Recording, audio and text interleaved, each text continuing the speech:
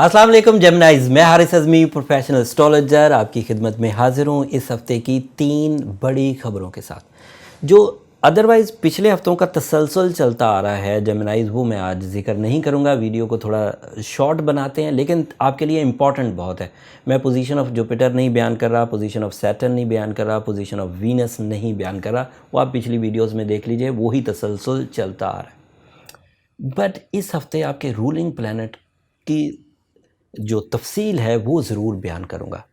आपका मरकरी, आपका रूलिंग, आपका स्टार ऑफ नेचर, आपका स्टार ऑफ कम्युनिकेशन, आपका स्टार ऑफ माइंड एबिलिटीज़, आपका स्टार ऑफ पब्लिक इमेज आपके 10th हाउस को मुज़य्यन कर रहा था। आप करियर पर उसकी वजह से बहुत स्पोकन थे, बहुत अच्छे अंदाज से बात अपने कैरियर एरिया में रख रहे थे। Even if you are employ, अगर आप बिजनेसमैन थे तो मीटिंग्स बहुत अच्छी हो रही थी।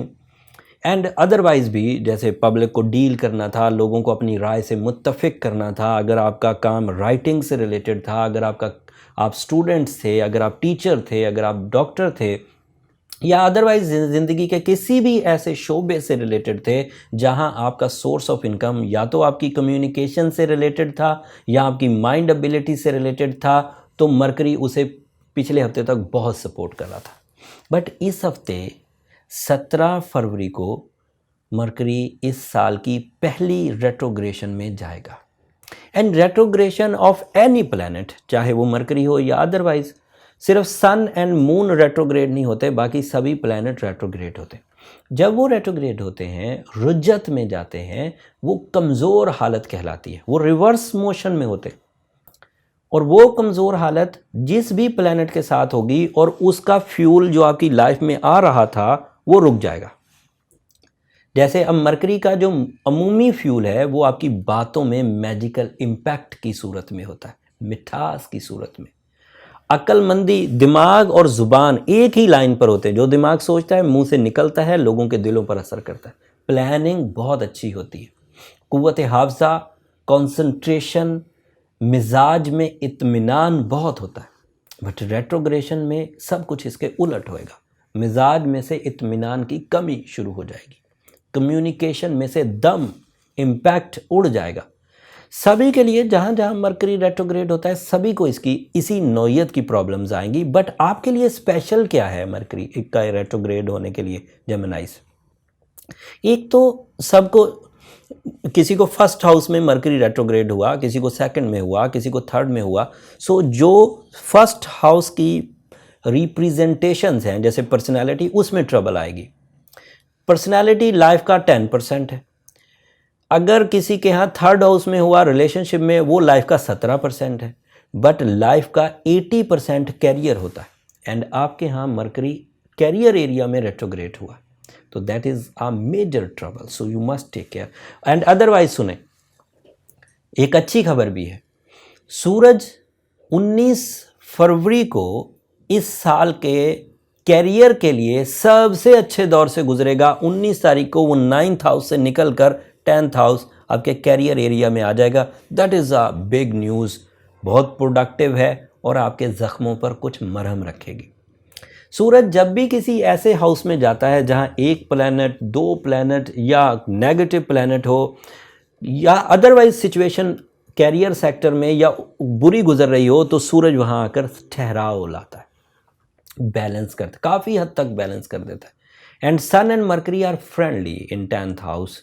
दैट मीन्स के रेट्रोग्रेशन ऑफ मरकरी अगर अकेला होती तो बहुत प्रॉब्लम करती, ज़्यादा उलझाव आता, मूड स्विंग्स आते, रिलेशनशिप ट्रबल्स आते, बॉसेस के साथ क्राइसिस प्रोड्यूस होते, कैरियर थ्रेट्स आते, source of income deals drop हो जाती, प्रॉफिट लेवल्स डिक्रीज़ होते, तोहमतें लगती। बट सन के आ जाने से काफ़ी हद तक बैलेंस हो जाएगा। लेकिन उसके बावजूद मामला हल नहीं हुआ, रिलीफ मिल गया। सो जहां आप अपनी ग्राउंड एफर्ट्स पहले 10% या 20% इन्वॉल्व करके अपने कैरियर को चला रहे थे, अब वहाँ पर अपनी स्किल्स हैं उन्हें डबल या उससे भी ज़्यादा परफॉर्मेंस की तरफ लाइए। हनीमून पीरियड अब अगले कुछ दिनों के लिए ड्रॉप रहेगा। बॉसेस के साथ ताल्लुकात बनाने के लिए सिर्फ किस्मत पर डिपेंड ना करें। सिर्फ कम्युनिकेशन पर डिपेंड ना करें, आपको अब पीछे कुछ परफॉर्मेंसेस भी दिखानी होंगी और उन्हीं परफॉर्मेंसेस के इवज़ अगले कुछ दिनों तक अचीवमेंट्स, हैप्पीनेस या इंक्रीमेंट्स एक्सपेक्ट किए जा सकते हैं। और अगर आप वो नहीं करते, अपनी परफॉर्मेंसेस को स्टेबल, स्मूथ या एक्स्ट्रा नहीं करते, तो फिर ये रेट्रोग्रेशन आपको कुछ टीजर्स कैरियर सेक्टर में, एक्सपेंडिचर सेक्टर में या कम्युनिकेशन सेक्टर में प्रॉब्लम्स देगा। एंड ये बात जेमिनाइज के लिए ज़्यादा सिवियर है कि अगर 10th हाउस में कोई सी ऑड प्लैनेट के लिए होता तो सिर्फ कैरियर थ्रेट्स थे, बट जेमिनाइज का रूलिंग होने की वजह से उनको नेचर में भी प्रॉब्लम्स आएंगे, फितरत में भी प्रॉब्लम्स आएंगे। अगर कोई जेमिनाई बहुत जीनियस था तो अब लापरवाह सा बिहेवियर अगले कुछ दिनों के लिए दे सकते हैं। अगर कोई स्टूडेंट जेमिनाई किसी एग्ज़ाम में एक्स्ट्रा ऑर्डिनरी परफॉर्मर था, स्पोर्ट्स में एक्स्ट्रा ऑर्डिनरी परफॉर्मर थे, सियासत में अगर कोई जेमिनाई थे और एक्स्ट्रा ऑर्डिनरी परफॉर्मर थे, टीचिंग में थे तो एक्स्ट्रा ऑर्डिनरी परफॉर्मर थे, तो अब इस जेमिनाई की कमज़ोरी, इस मरकरी की कमज़ोरी की वजह से उनकी फितरत में कुछ डलनेस एक्सपेक्ट की जा सकती है। अगर तो आप उसे अपनी force of will, ground efforts इसी से रिकवर कर जाएं तो देन फाइन, अच्छी बात। बट अगर कोई जेमिनाई ऐसा है कि इस सारे मामले को समझने के बावजूद कवर नहीं कर पा रहा, कोशिशों के बावजूद अपने मामलात सुलझा नहीं पा रहा, अक्सर इंसल्ट फील करते हैं या रिलेशनशिप ट्रबल, फीमेल साइड इसकी उलझन में ज़्यादा फंसेंगी क्योंकि फीमेल साइड पहले ही एक तरह से एक सेंसिटिव टाइप की नेचर में होती है और ऊपर से रूलिंग प्लैनेट का रेट्रोग्रेड होना कुछ और ट्रबल्स दे सकता है।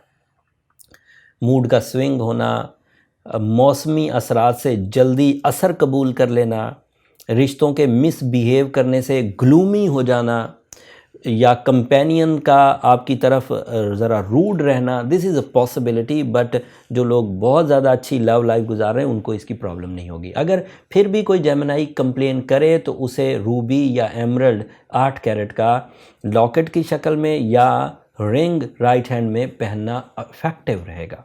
साथ में सूरह शम्स मजहबी रेमेडी के तौर पर ज़रूर पढ़िए। सूरह शम्स के पढ़ने से ऐसी खैर और बरकत मुयस्सर आएगी कि जिससे इस तरह के जो शॉर्ट टर्म नेगेटिविटीज़ आती हैं लाइफ में नागहानी तौर पर हमारे बगैर कोई कसूर किए हुए या सिस्टमेटिकली उनको रिकवर करने में सूरह शम्स एंड सूरह यासीन की सेकंड लास्ट आयत बहुत अहम रोल अदा करती है। ये इस हफ्ते की इन्फॉर्मेशन थी। एक इन्फॉर्मेशन रह गई बातों बातों में, इस हफ्ते के आखिरी दिन 23 फरवरी को नया चांद भी आपके 10th हाउस में ही होगा। And you know new moon is always a spiritual event, is a event of your force of life. आपके अंदर से उकताहट का बहुत हद तक खात्मा नए चांद की वजह से हो जाता है। हमारे वो रूटीन जज्बात जो अब हमें खुशी नहीं दे रहे होते, खुशियाँ मौजूद होने के बावजूद रूटीन की वजह से हम उन खुशियों को एंजॉय नहीं कर पाते। जब नया चांद होता है तो नए जज्बात पैदा होते हैं और उन नए जज्बात की वजह से हम रूटीन से हट कर या रूटीन में रहते हुए ही चीज़ों को एंजॉय कर पाएंगे। सो आपके अंदर प्लेजर लेवल न्यू मून की वजह से बढ़ेंगे। So that is a good sign. एक चीज़ नेगेटिव थी, that is the only retrogression of Mercury जो स्टूडेंट्स जेमिनाई के लिए काफ़ी ट्रबल मेकिंग करेगा, माइंड एबिलिटीज़ वालों के लिए ट्रबल मेकिंग करेगा, चाहे एम्प्लॉयज़ हों, चाहे बिजनेसमैन हों, चाहे हाउस वाइफ्स हों, इवन पेशेंट, डिप्रेशन वाले जो पेशेंट्स हैं उनके लिए भी ये मज़ीद हेजिटेशंस ला सकता है। और रिकवरी का तरीका भी मैंने रेमेडीज़ के तौर पर बता दिया। उम्मीद है आप इसे फॉलो करेंगे। अगर आप फॉलो करेंगे तो मेरा तजर्बा ये कहता है कि आप इस ट्रबल से बच जाएंगे। आप इस ट्रबल से भी बच जाएंगे और अदरवाइज़ भी साल भर में जो भी रेट्रोग्रेशंस होनी है उनसे भी बच जाएंगे। जाते जाते सिर्फ एक बात बोलूँगा, सूरज 10th हाउस में 19 फरवरी से 19 मार्च तक रहेगा, लगभग एक आध दिन आगे पीछे। साल में एक ही दफ़ा कैरियर हाउस में आता है। अगर आप रेट्रोग्रेशन ऑफ मरकरी का शिकार हो गए, अगर आप वीकनेसेस का शिकार हो गए, अगर आप उदासियों का, नाराज़गियों का, डिप्रेशन का शिकार हो गए, तो इस साल दोबारा पूरे साल कैरियर में सूरज नहीं आएगा। And sun is very very beneficiary when it is in 10th house. Increments, career, इन सब को ये फ़ायदा देता है। सो इस टाइम को वेस्ट मत करिए, इस टाइम को बैलेंस करने की भरपूर कोशिश करिए। मेरी रेमेडी से इस्तेफादा करते हैं तब भी आपके पास अपनी कोई चाल है, आपके पास अपना कोई हथियार है, आपके पास अपना कोई टूल ऑफ सक्सेस है, तो वो इस्तेमाल कर लीजिए। मैं इंसिस्ट नहीं करता कि मुझे फॉलो करें, लेकिन मेरी फॉलोइंग में 17 साल के तजर्बे का निचोड़ है। या ख़ुद तजर्बा हासिल कर लें, 17 साल लगेंगे, या फिर मेरे तजर्बे से फ़ायदा उठा लें, कामयाबी ज़रूर मिलेगी। अगले हफ्ते तक के लिए अब इजाज़त दीजिए। जाते जाते मेरी हमेशा की तरह जो दरख्वास्त आपसे रहती है उसे मत भूलिएगा। अगर मेरी बातें, मेरी कोशिशें, मेरी दी हुई नॉलेज ज़िंदगी के किसी मामले में आपको सपोर्ट करे, आपकी परेशानी दूर करने में मदद करे, या आपकी नॉलेज में ही इजाफ़ा करने की वजह बने, तो हमें अपनी दुआओं में ज़रूर याद रखिएगा। आपकी दुआएं मेरी दुनिया और आखिरत की सबसे कीमती चीज़ है। चैनल को भी ज़रूर सब्सक्राइब कर लीजिएगा जेमिनाइज़, उससे ज़रा हौसला अफजाई हो जाती है। मेरी टीम बहुत खुश रहती है जब चैनल ग्रो करता है, क्योंकि उनकी कोशिशें। अगले हफ्ते तक के लिए अब इजाज़त, अल्लाह ने के बाद।